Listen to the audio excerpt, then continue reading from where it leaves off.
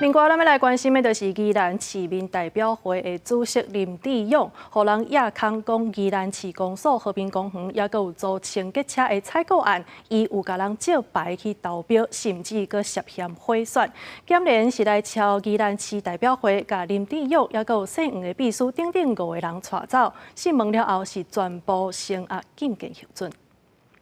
宜兰市代表会甲宜兰市公所表述贪渎的案件，代表会主席林志勇针对宜兰市公所和平公园甲租用清洁车采购案，涉及借牌投标甲贿选的情形，检联吹沙所在代表会到会林志勇等16个人。一直在号召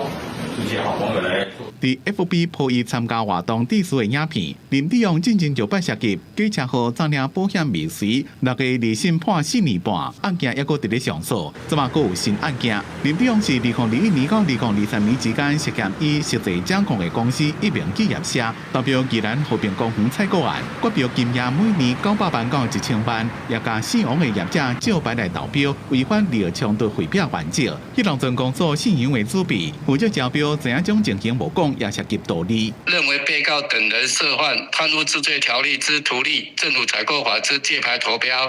及公职人员选举罢免法之行贿罪嫌，犯罪嫌疑重大，且有串供、逃亡之疑，向法院申请羁押禁见候准。林志勇代表会姓黄的秘书，也个姓杨的前公所主笔等涉案5个人，全部拢被依照贪污道理罪嫌申请羁押核准。因那林志勇代表会主席的会是成由副主席代理。记者综合报道。